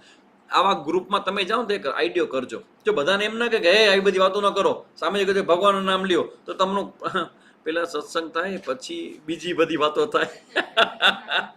જો આઈડિયા કેવા તમારા બધાને, પેલા થોડોક સત્સંગ થાય કે ખરાબ લાગે ને, પછી ચાલુ થાય બીજી બધી વાતો. આ ભાગી ગયો ને, આ ભાગી ગઈ ને, આના મકાનનું આમ થયું ને, આની જોબનું આમ થયું ને, છોકરોનું આમ થયું ને, છોકરીનું આમ થયું ને, બધી વાતો ભેગા થઈને ત્યાં થાય. એનો રસ્તો બતાવું કે આવા ગ્રુપમાં તમારે પણ ફેસ કરવાનું આવે. તમે ગ્રુપમાં બેઠા છો તો શું કરાય ખબર છે? તમે ભગવાનની ભાગવતની બધી સ્ટોરી હોય ને એ ધીમેથી કહેવાનું શરૂ કરો.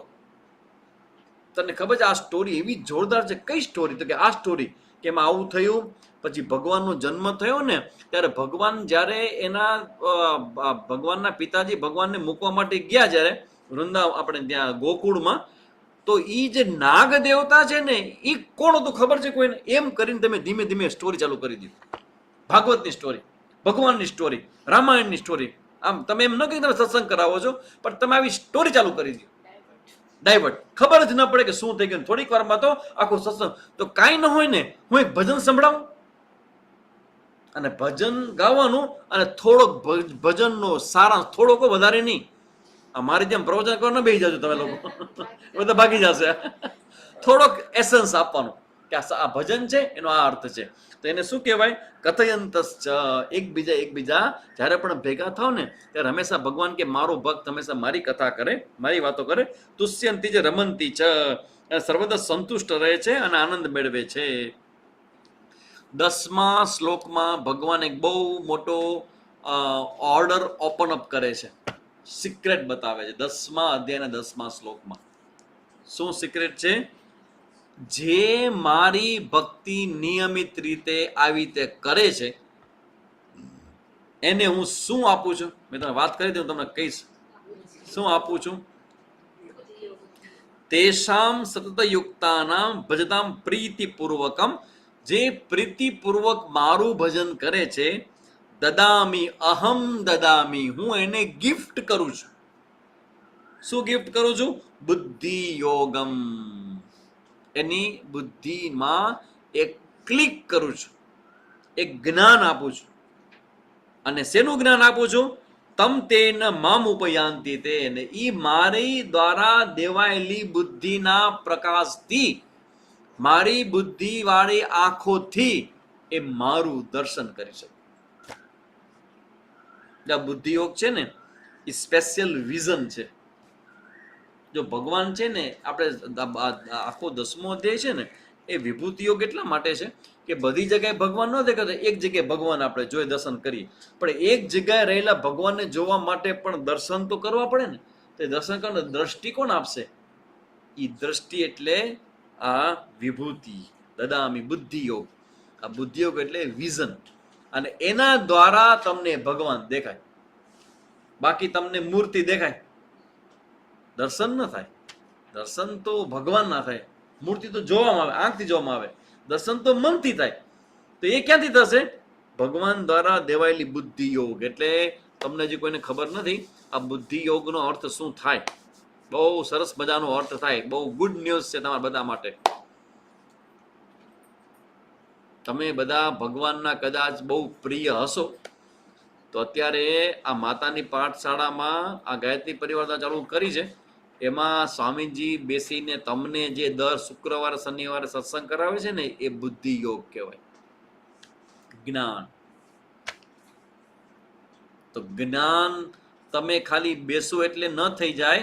એક હ્યુમન બિંગ હો તો પણ ન થાય, પણ તમને તમારા ઘરમાં આવીને આવું જ્ઞાન આપી જાય તો સમજી લેવું કે તમે ભગવાનના અતિ પ્રિય વ્યક્તિ છો. એના વગર આ જ્ઞાન થાય નહીં. દુનિયામાં તો કેટલા લોકો હશે, અત્યારે તો કેટલી બધી બહેનો પ્રેગ્નન્ટ હશે, તો બધાને કે સાંભળવા ન મળે. તો તમે બધા સાંભળો છો એનો મતલબ ભગવાન કે તેશામ, એવા બધાને હું આપું છું બુદ્ધિ યોગ. એટલે કોઈ સ્વામીજી કે નથી આપતા, પણ સ્વામીજીના ઉપાધિ દ્વારા ભગવાન કૃષ્ણ છે એ પોતાની ગીતા તમને સંભળાવે છે. તો એ સ્પેશિયલ કહેવાય. એટલે ભગવાન બુદ્ધિ યોગની વાત કરે છે, અને પછી એની અંદર હું જ્ઞાન બનીને અજ્ઞાનનો નાશ કરું છું. એ બધી ભગવાન ચર્ચા કરે છે. અને એ પછી અર્જુનનો પ્રશ્ન છે, કેશુ કેશુ જ ભાવેશુ ચિંતયોસી ભગવાન મયા. હું કયા ભાવથી ભગવાન તારી ભક્તિ કરું? કે રોજ સવાર સાંજ તો અલગ અલગ જોઈએ ને, પછી એકને કંટાળો ના આવે? તમે ભોજન બનાવો છો, થાળી રોજ અલગ અલગ હોય છે કે નહીં તમારી? તેવી રીતે ભગવાનનું મારે ભજન કરવું હોય તો અર્જુન કે ભગવાન તમે કયા ભાવથી તમે મને કહો કે હું તમારું ચિંતન કરું. તેના માટે ભગવાન પછી કે છે ભૂય કથમ તૃપ્તિરી શૃણવંતો નાસ્તિ મે મૃતમ. આ શબ્દ સાંભળવા જેવો છે, જરા કાન ખોલીને સાંભળજો. અર્જુન શું કહે છે? ક્યારેક કોઈક વક્તાના વખાણ કરવા હોય ને તો આ સરસ અર્જુનના શબ્દો નોટ કરવા જેવા છે. શું કહે છે? ભૂય કથય તૃપ્તિર્હિ શૃણવંતો નાસ્તિ મે મૃતમ. કેમ કે ભગવાન તમારી વાણી રૂપી અમૃતને સાંભળતા અમને હજી પણ તૃપ્તિ થતી નથી. એટલે કેરી ઓન, ભગવાન તમે ચાલુ રાખો, બંધ ન કરો, બોલવાનું બંધ ન કરો. તમારો આ અમૃત વાણી સાંભળીને અમારા કાન પવિત્ર થાય છે. તમે કોઈક વક્તાને કહો તો વક્તા બિચારાને કેવું થઈ જાય, ભગવાનને અર્જુન આવું કહે છે એટલે ભગવાન ખુશ થાય છે કે વાહ અર્જુન. પછી ભગવાન ઉવાચ 19મા શ્લોકમાં ફરી ભગવાન જવાબ આપે છે અને પછી એ જવાબની અંદર ભગવાન છે એ કહે છે વિસ્તરસ્ય મે નાસ્ત્યંતો. હે અર્જુન, હું મારા વિસ્તારનો કોઈ અંત નથી. હું તને શું કહું? હું એટલો બધો મોટો છું ને, હું તને કેટલું ગણાવું તો પછી આ ગીતા પેજ ગોરખપુર વાળા થાકી જશે છાપીને પેજ. એટલી બધી મારી વિભૂતિ છે. પછી ભગવાન કહે છે કે આ બધામાંથી હું તને મારી મુખ્ય વિભૂતિ છે હું ગણાવું છું. જો મુખ્ય વિભૂતિનો મતલબ તમને કહું શું થાય. જેમ કે ક્યાંય પણ તમને જે પણ કંઈ શ્રેષ્ઠ દેખાય ને એ ભગવાન છે માની લો. ચલો હવે આપણે ટેસ્ટ શરૂ કરીએ. ચલો તમે મને કહેવાનું છે કે કઈ જગ્યાએ કોનામાં તમને શું શ્રેષ્ઠ લાગે છે. જેમ કે એક્ઝામ્પલ આપો કે સચિન તેંડુલકર તો ક્રિકેટનો ભગવાન કહેવાય ને. તો ક્રિકેટરોનું આખું ગ્રુપ છે, એમાંથી સચિન તેંડુલકર સર્વશ્રેષ્ઠ છે. તો સચિન તેંડુલકર ઉપર ભગવાનની વિભૂતિની કૃપા થઈ છે. ભગવાનનો એક અંશ, ભગવાનની એક સ્પેશિયલ કૃપા બીજા બધા ક્રિકેટરો કરતા સચિન તેંડુલકરમાં તમને જોવા મળે. તો શું કહેવાય? સચિન તેંડુલકર રૂપે રહેલો કોણ છે? તો કે ભગવાન છે. જ્યાં શ્રેષ્ઠ છે એ બધું ભગવાનની કૃપાથી. પછી બોલવા માટે સ્પીચ તો કે અમિતાભ બચ્ચન કલાકાર છે, એની સ્પીચ કેટલી સરસ મજાની છે. તો એ સરસ મજાની સ્પીચ કોને કારણે છે? ભગવાનને કારણે. તો પછી અમિતાભ બચ્ચનના રૂપમાં ભગવાનની સ્પીચ રૂપી ઉપાધિ દર્શન તમને થાય. પછી કોઈક રૂપ સુંદર હોય, વાહ રે વાહ નરેન્દ્ર મોદી, ભાઈ ધડા લખો બધા નામ તમને જે લાગતા. મોટી ગીતાના વાંચીએ તો ચાલે, ખાલી ગોરખપુર વાળી શ્લોક વાળી જ ગીતાજી વાંચીએ તો ચાલે. હા, શ્લોક વાંચવાના હોય, એનો અર્થ વાંચો તો અર્થ વધુ સારો, પણ નો ટાઈમ સમય અનુકૂળતા ન હોય તો ખાલી શ્લોકનું પારાયણ કરી શકો. ચલો, નરેન્દ્ર મોદી, તમને પણ કેટલું જ્ઞાન છે? વિભૂતિ. જ્યાં શ્રેષ્ઠ હોય, આખું ગ્રુપ હોય, એમાં જે શ્રેષ્ઠ હોય ને એ ભગવાનની વિભૂતિ. આજથી જોવાનું શરૂ કરો. જેમ કે નરેન્દ્ર મોદી, તો નરેન્દ્ર મોદી જે કેટલા બધા પોલિટિશિયન છે એમાંથી સર્વશ્રેષ્ઠ સિદ્ધ થયા છે આખા ભારતની અંદર. તો એ શું છે? એ ભગવાનની વિભૂતિ છે. જેમ કે કથાકારોમાં રમેશભાઈ ઓઝા છે, આપણા મોરારી બાપુ છે, ડોંગરેજી મહારાજ છે, બધા ભગવાનની વિભૂતિ કહેવાય. કારણ કે હજારોમાંથી એક. લતા મંગેશકર, વાહ, ગાવાની અંદર લતા મંગેશકર એ વિભૂતિ છે. હવે તમે જો જ્યાં શ્રેષ્ઠ તમને દેખાય એ બધામાં શ્રેષ્ઠ રહેલું જે છે એ ભગવાનની વિભૂતિ. ઇવન તમારી જ્ઞાતિ હોય, એ જ્ઞાતિમાં કોઈક શ્રેષ્ઠ હોય. ઇવન કોઈક એમ કે આપણે રૂપ સૌંદર્યવાન હોય, એની સ્પર્ધા થતી હોય, કે ને હા મિસ ઇન્ડિયા કે જે કંઈ થતું હતું, એમાં જે શ્રેષ્ઠ છે તો એ શ્રેષ્ઠ જ્યાં જે પણ કોઈ ગ્રુપમાં શ્રેષ્ઠ હોય ને એ ભગવાનની વિભૂતિ. ચલો, રમેશભાઈ ઓઝા, પછી પરમ પૂજ્ય પાંડુરંગ શાસ્ત્રીજી, બરાબર છે, વેરી ગુડ. આ બધી ભગવાનની વિભૂતિ, સંતોની અંદર ભગવાનની વિભૂતિ. રામકૃષ્ણ પરમહંસ, સ્વામી વિવેકાનંદ. 8-9 મંથ ચાલુ હોય તો કોઈ બુક્સ. અચ્છા, આ ક્વેશ્ચન આન્સરમાં જવાબ દેશું આપણે, બરાબર. ગીતા રબારી, હા, ગાયક કલાકારોની અંદર પણ દરેકની અંદર પોતાની એક વિભૂતિ હોય. એ રતન ટાટા વિભૂતિ. ચલો ગણો હાલો. હા, ગ્રંથોમાં શ્રેષ્ઠ ભગવદ્ ગીતા વિભૂતિ. ધીરુભાઈ અંબાણી વિભૂતિ, વાહ અંબાણી, તમે Ambani. APJ Abdul Kalam, very good. આ બધી વિભૂતિ છે. આ વિભૂતિ કોણ છે? ભગવાન. એટલે આ જો તમે વિચાર કરો, 10મો અધ્યાય આપણને કેટલી હેલ્પ કરે છે. હવે તમને જ્યાં પણ જે પણ કોઈ શ્રેષ્ઠ જોવા મળે ને એને તમારે કયો કે ન કયો, અંદર ખબર પડે કે એ ભગવાનની વિભૂતિ છે. Albert Einstein, very good. Chanakya નીતિમાં, okay. Mother Teresa, okay. Shivaji Maharaj, correct. Yogiji, બરાબર છે. સરદાર વલ્લભભાઈ પટેલ, વાહ, સરદાર વલ્લભભાઈ પટેલ, ચાણક્ય. શંકરાચાર્ય, ઓહો, એ તો સાક્ષાત ભગવાન છે. શંકરાચાર્ય તો બેન કૃષ્ણબેન ભગવાન છે, શંકર ભગવાનનો અવતાર છે. એ વિભૂતિ ભગવાનની, કરેક્ટ. પૂજ્ય સ્વામી દયાનંદજી, અમારા ગુરુજી, સ્વામી ચિન્મયાનંદજી મહારાજ, તુલસીદાસજી, વાહ વાહ, સ્વામી વિવેકાનંદ, તમે જો બધા શ્રેષ્ઠ છે. વેદવ્યાસજી, વાલ્મીકી, ભારત દેશ, વારે વાહ, બધા દેશોમાં આપણો ભારત દેશ છે એ ભગવાનની વિભૂતિ છે. કેમ કે બધા ભગવાનના અવતારો અહીંયા જ થયા છે. મીરાબાઈ, વાહ, સંત કબીર છે ને, બધી વિભૂતિ છે બધી. તમે જો તેમાં પણ ગુજરાત, ઓહો એમાં પણ ગુજરાતી, આમાં પણ સૌરાષ્ટ્રના, વાહ ભાઈ વાહ, નરસિંહ મહેતા, ભગવાનની વિભૂતિ. કેવું સરસ ભજનો લખાણ એના હાથેથી, બરાબર ને. તો અત્યારે અમારા માટે સ્વામી પ્રદિતાનંદજી બરાબર છે. આવા સમયમાં તમને શ્રેષ્ઠ રીતે સમજાવે છે. એ ભગવાનની શક્તિ છે. વિભૂતિ એટલે ભગવાનની શક્તિ. કોઈ પણ વ્યક્તિ જ્યારે હોય એમાંથી જે પણ તમને કંઈક સારું દેખાય ને, એ સમજી લો કે ભગવાનની શક્તિ છે. કલ્પના ચાવડા, બુદ્ધ ભગવાન, વેરી ગુડ, આ બધી જ ભગવાનની વિભૂતિ કહેવાય. તો હવે તમને આખો અધ્યાયનો એસન્સ મળી ગયો કે જ્યાં જ્યાં હવે જો ભગવાન કેવું કેવું કે છે, આદિત્ય નામ અહમ વિષ્ણુ હું, આદિત્યમાં વિષ્ણુ છું, પ્રકાશકોમાં સૂર્ય છું, મરુતમાં મરીચી છું, નક્ષત્રોમાં ચંદ્ર છું, વેદોમાં સામવેદ છું, દેવોમાં ઇન્દ્ર છું, ઇન્દ્રિયોમાં મન છું, પ્રાણીઓની ચેતના હું છું, રુદ્રોમાં શંકર હું છું, યક્ષ રાક્ષસમાં કુબેર હું છું. એમ કરીને ભગવાન પોતાની બધી જ વિભૂતિઓ ગણાવે છે. અને એમ ગણાવતા ગણાવતા ગણાવતા એ બધી વિભૂતિની ચર્ચા નથી કરતા આપણે. અને સરસ મજાની એક વિભૂતિ, મજા આવે એવી વિભૂતિ છે. ભગવાન કહે છે બધું જ હણી લેનારું મૃત્યુ પણ હું છું. યાદ રાખો, બહુ સરસ છે.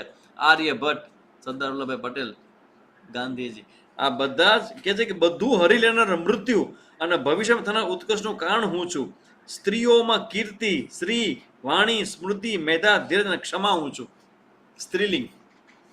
કોઈનામાં ક્ષમા જોવા મળે, કોઈમાં ધીરજ જોવા મળે, કોઈમાં સ્મૃતિ હોય, કોઈમાં મેધા હોય, કોઈમાં વાણી હોય, કે કોઈ પાસે સ્ત્રી એટલે લક્ષ્મી હોય. તો શું કહેવાનું? લક્ષ્મીજીની કૃપા તમારા ઉપર છે એટલે ભગવાનની વિભૂતિ તમારામાં છે, પ્રગટ થઈ છે. તો આ બધી વસ્તુઓની અહીંયા ભગવાન ચર્ચા કરે છે. અને પછી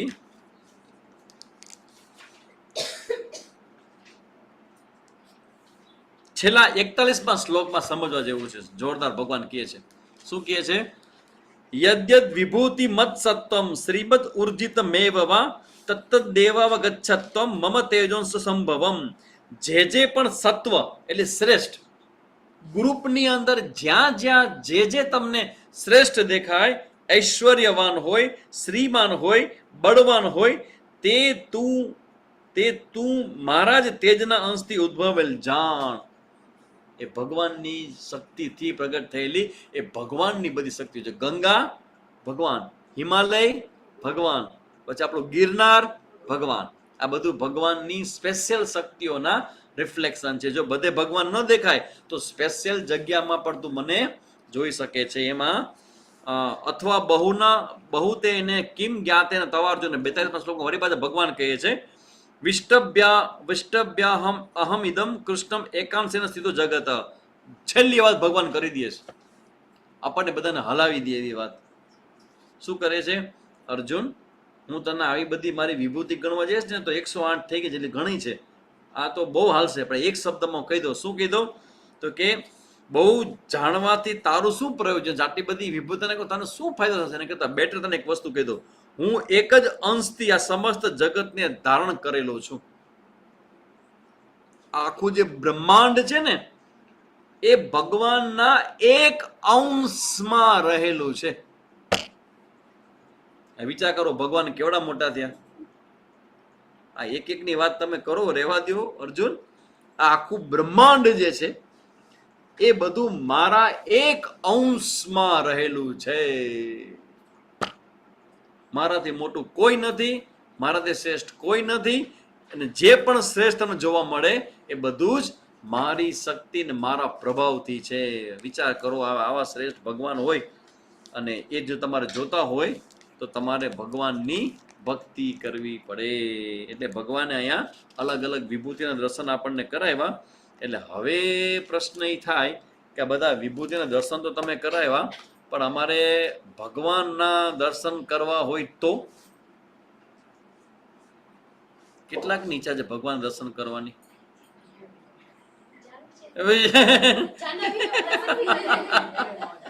ભગવાન દર્શન કરવા કેટલા ઈચ્છા છે? પણ જો હા તમારામાં મને કહો તો આમાં કેટલાને ભગવાન દર્શન કરવાની ઈચ્છા છે? કૃષ્ણાબેન, ઓકે. કિંજલબેન, ઓકે. વિભૂતિના દર્શન એ જ ભગવાનના દર્શન. વાહ નિરાલીબેન, આ વિભૂતિ સિવાય પણ હવે તમને ભગવાનના દર્શન કરાવવાના છે બધાને, જેને જેને કરવા હોય ને. વિશ્વરૂપના દર્શન, વિશ્વરૂપ પણ બધાને જ હશે. ભુજમાં પ્રવચન કરો છો સ્વામીજી? હા હા, માધાપર ભુજ કરવા હોય ને એના માટે એ આંખ ચાલે, આ આંખ ચાલે ના, આંખ ન ચાલે એના માટે સ્વામીજી તમને સ્પેશિયલ આંખ આપશે. એટલે હું તમારું આજે લિસ્ટ લઈ લઉં છું, એ પ્રમાણે બધી આંખો બનાવી રાખીશ અને બધાને આંખો આપીશ એક એકને. ચલો લાઈનમાં બધા તો જવાનું અને કોઈ ધક્કા મુક્કી કરવાની નથી, બધાને આંખ મળવાની છે. અને એ આંખથી તમને ભગવાનના વિશ્વરૂપ ભગવાનના દર્શન થશે, દિવ્ય દ્રષ્ટિ મળશે તમને. દદામી બુદ્ધિ યોગમ તમ. તો મારી સંખ્યા લગભગ અત્યારે 67 ની દેખાય છે મને, જે લોકોએ મને કીધું જોઈ છે. તો આવતા વખતે 67 નો કદાચ એકાદ બેનું મન ફરી જાય, વધારે હજી એડ થાય તો 70 જેટલી વ્યવસ્થા હું રાખીશ, સ્પેશિયલ આંખ 70 જેટલી. તો એને બધાને શું થશે? વિશ્વરૂપના દર્શન થશે. હવે એમાં થયું એવું કે અર્જુને ભગવાનને કીધું કે મારે વિશ્વરૂપ જોવું છે. એમાં અર્જુનની હારે હારે ભગવાને અર્જુનને દર્શન કરાવ્યા ને, એની હારે હારે આપણને થઈ જશે. પણ એક જ પ્રોબ્લેમ છે એમાં, વિશ્વરૂપ દર્શન કરવામાં. પ્રોબ્લેમ એવો છે કે તમને કોઈને સૌથી પહેલા તમારે કેવું પડે કે અમને ભય નહીં લાગે તો જ થશે. અર્જુનને લાગ્યો તો એટલે તમને પૂછ્યું કે તમને લાગશે તો રેવા દેજો. વિશ્વરૂપના દર્શન કરવામાં ક્યારેક ડર લાગે હો, એટલે જે લોકોને ડર ન લાગતો ને એ જ પછી આ અધ્યાય સાંભળો, 11મો અધ્યાય. પણ પ્રોબ્લેમ બીજો એ છે કે વિશ્વરૂપ ભગવાન એમ કે છે કે આજે દર્શન નહીં થાય, આજનો ટાઈમ તો પૂરો થઈ ગયો, મંદિર બંધ થાય છે હવે, તમે સાથે હશો તો નહીં લાગે. Okay okay, don't worry. તો નેક્સ્ટ ક્લાસમાં આપણે 11મો અધ્યાય છે વિશ્વરૂપ દર્શન, એનું ચિંતન કરશું. અને એમના તમને બધાને અર્જુનની હારે હારે દિવ્ય દ્રષ્ટિથી આપણને પણ વિશ્વરૂપના દર્શન ભગવાન કરાવશે. ગીતાજીના 11મો અધ્યાય છે વિશ્વરૂપ દર્શન, જે બોલવામાં સૌથી વધુ ક્લિષ્ટ છે, અઘરો છે. તમને નૃત્ય કરતા કે ડાન્સ કરતા આવડતો હોય કે ન આવડતો હોય, પણ તમે 11મો અધ્યાય બોલો તમારી જીભ ડાન્સ કરશે, બોલી નહીં શકાય એવા અઘરા અઘરા શબ્દો છે એમાં. તો એ 11મા અધ્યાયનું ચિંતન આપણે વિશ્વરૂપ દર્શન છે, જેમાં સુંદર મજાના બધા શ્લોક છે, સુંદર મજાનો ટોપિક છે, અને ભગવાનનું વિશ્વરૂપ દર્શન છે એ આપણે બધાએ કરશું. તો આપણે અહીં અટકીએ છીએ. હવે તમારા પ્રશ્નો લેવાના છે. એટલે આપણે 10મો અધ્યાય આજે પૂરો જ થઈ ગયો, બહુ આમાં લાંબુ વિશે ચર્ચા નહોતી. તો 10મો અધ્યાય જોયો અને આપણે અહીંયા પૂરો કરીએ છીએ. હું શાંતિ પાઠ કરું, પણ તમારા જે કંઈ પ્રશ્નો હોય, તમારે જે કંઈ પૂછવું હોય, કંઈ કહેવું હોય તો મંચ તમારા માટે ઓપન છે. શાંતિ પાઠ કરી લઈ પછી તમારા પ્રશ્નો લેશું. ઓમ પૂર્ણમદઃ પૂર્ણમિદં પૂર્ણાત પૂર્ણમુદચ્યતે પૂર્ણસ્ય પૂર્ણમાદાય પૂર્ણમેવાવશિષ્યતે. ઓમ શાંતિ શાંતિ શાંતિ. હરિ ઓમ શ્રી ગુરુભ્યો નમઃ. હરિ ઓમ. આજે વિભૂતિના દર્શન થયા ને, આવતા વખતે પાછા ભગવાનના વિશ્વરૂપ દર્શન થશે. ઓહો, તો જીવનમાં જોઈશું, ભલે 5 કે 10 વર્ષ પર, જેટલા વર્ષ હોય એટલા, કોઈ ચિંતા નથી.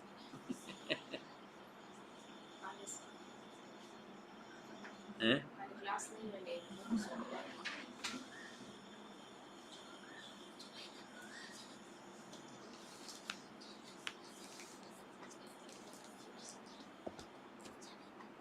આજે તમારા બધા નિમિત્તે અમારા બધા સાધકોએ 10મો અધ્યાય સાંભળ્યો. અમારે શિબિર અટકાવીને પણ 10મા અધ્યાયનો સરસ લાભ લીધો. આજે કેટલા વખત પહેલા સાંભળ્યો 10મો અધ્યાય એસન્સ, આજે ફરી પાછો ચાન્સ મળ્યો 2023માં. રાધા બુક વાંચવી છે તો કઈ લેવી? રાધા બુક એટલે કે રાધા બુક મને ખબર નથી બેન, રાધા બુક વાંચવી છે તો કઈ લેવી?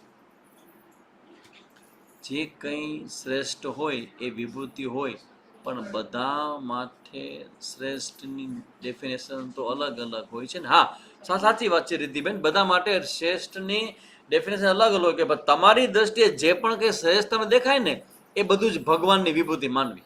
That's all, that's the idea. કોઈ વ્યક્તિ સારામાં સારો રસોઈ બનાવે છે તો સમજો કે આ ભગવાનની વિભૂતિ છે એમ. મોટી ભગવદ્ ગીતા વંચાઈ ગઈ હોય પછી શિવ પુરાણ વાંચી શકાય? હા, વાંચી શકાય બેન, જય વાંધો નથી. યુ કેન રીડ, તમે વાંચી શકો.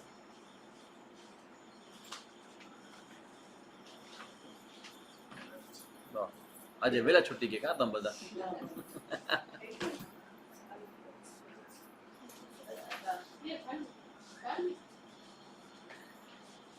પૂરું ન થઈ શકે તો ચાલે. હા હા હા, ચિંતા ન કરજો, જેટલું વંચાય એટલું તમે સ્ટાર્ટ કરો. આમાં એવું હોય કે બેન કે તમે સ્ટાર્ટ હંમેશા તમે કરો ને પૂરું હંમેશા ભગવાન કરે. પછી પૂરું કરવાની ચિંતા ભગવાન કરે, આપણે નહીં કરવાની. આપણે સ્ટાર્ટ કરવાનું, પૂરું ભગવાન કરે. ન થાય તો ભગવાનનું, થાય તો ભગવાનનું. ત્યારે ચિંતા ન કરજો. ચાણક્ય નીતિ વાંચી શકાય? હા, વાંચી શકાય, જ્યારે વાંધો નથી. ચાણક્ય નીતિમાં કોઈ વાંધો નથી. ચાણક્ય જેવા સંતાનો આવે તો બહુ સારું. આગળ આવનારા ભવિષ્યમાં ભારતને ચાણક્યની પણ જરૂર પડશે. વાંચજો, બહુ સારું. હરિભાઈ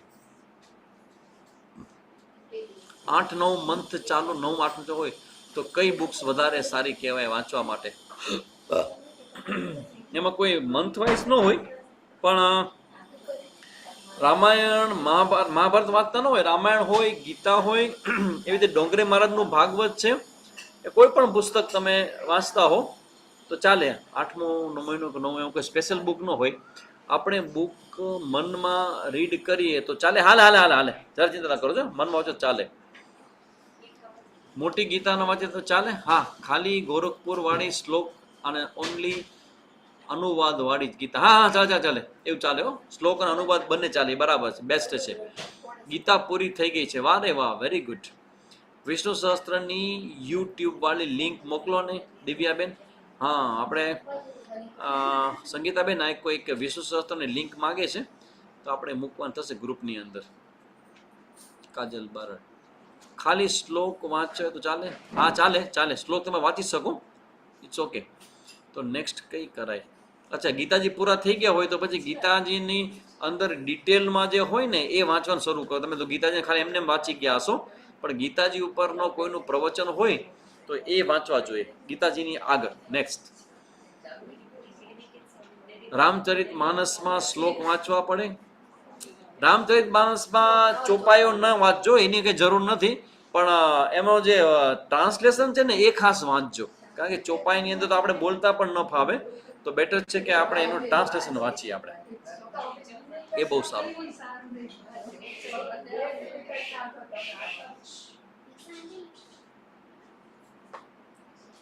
શ્લોક ગમે તે સમયે કરી શકાય? સંધ્યા સમયમાં હા કરી શકાય શ્લોક. હા, વૈદિક શ્લોક હોય ને એનો એક ઓર્ડર હોય કે એ સૂર્યાસ્ત પછી ન કરે, બાકી કોઈ પણ શ્લોક હોય એ કરી શકો તમે. રામાયણમાં ચોપાઈ વાંચી કમ્પલસરી છે કે ભાવાર્થ વાંચે? જો આમાં એવું છે કે જો અધિકસ્ય અધિકમ ફલમ, ચોપાઈ વાંચો તો વધારે લાભ મળે, પણ ન વાંચી શકો તો તેનું ટ્રાન્સલેશન પણ ચાલે. કારણ કે એમાં જે ખાસ કરીને સ્ટોરી છે ને, રામ ભગવાનનું જીવન ચરિત્ર કેવું હતું એ બધું, એ તમારા મનમાં તમારા વિચારોમાં આવું જોઈએ. એવું જો કે માતાના રૂપમાં તમારા ગર્ભમાં જ્યારે અત્યારે બાળક હોય તો તમારી અંદર આવતા જેટલા બધા વિચારો છે ને એ વિચારો બાળકની અંદર પણ આવશે. તમને એટલે સત્સંગ કરાવીએ છીએ અમે કે તમારી અંદર જે સત્સંગ સાંભળે વિચારો આવશે એ પણ બાળકમાં આવશે. તો એ તમારા વિચારો જેટલા તમે પવિત્ર રાખશો એટલો પવિત્ર વિચારો બાળકની અંદર આવશે. રામચરિત માનસ ગીતાપેશ ગોરખમાં ચોપાઈ છે? હા છે. મેડિટેશન જમીને કરી શકાય? ઓહો હો, મેડિટેશન જમીને તમારે કરવું નહીં પડે, ઓટોમેટિક થઈ જશે. જમ્યા પછી તો ઓટોમેટિક મેડિટેશન થઈ જશે, ઊંઘ આવી જશે. એટલે બેટર છે કે પેટ ખાલી હોવું જોઈએ ધ્યાન કરવા માટે. જમીએ ત્યારે આપણે પેટ ઉપર જ આપણું તમારું બધું લોહી ફરતું હોય, એટલે તમે અહીંથી ઉપયોગ નહીં લઈ શકો એનો. ભગવદ્ ગીતા વૈદિક શ્લોક કહેવાય? ના, ભગવદ્ ગીતા પૌરાણિક કહેવાય, વૈદિક ન કહેવાય. એટલે ભગવદ્ ગીતા ગમે ત્યારે આખા દિવસ દરમિયાન વાંચી શકો. વિશ્વકર્મા પુરાણ? હા, વાંચી શકાય. વિશ્વકર્મા પુરાણ બધા વાંચી શકાય, જરાય વાંધો નથી. એક ગરુડ પુરાણ ન વાંચજો, બાકી બધા વાંચજો. તો એ મૃત્યુ પછીનો છે. ગરુડ પુરાણ ના વાંચજો કોઈ. ભાગવત પુરાણ બહુ સારું. ભાગવત છે ને, એમાં જે 12 સ્કંધ છે એ મૂળ ભાગવત, અને મૂળ ભાગવત પછી ડોંગરી મહારાજનું ભાગવત એ ખાસ વાંચું, એ બહુ સારું.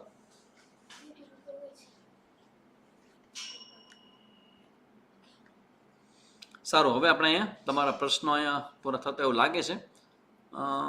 બધી જ વિભૂતિ ભગવાન છે, બધું જ જો ભગવાન છે તો પછી આ બધા ગ્રહ શાંતિની પૂજા કરે છે. જો એમાં એવું છે, ગ્રહ શાંતિની પૂજા છે ને, એ તમે જ્યારે કોઈ પણ મકાન બનાવો ને, તો મકાન બનાવતી વખતે જે પણ જીવજંતુઓ મરી ગયા હોય તો એની શાંતિ અર્થે એનું પાપ ન લાગે એટલા માટે ગ્રહ શાંતિ કરવામાં આવે છે. પેલું કારણ છે જ્યારે નવ ઘરમાં.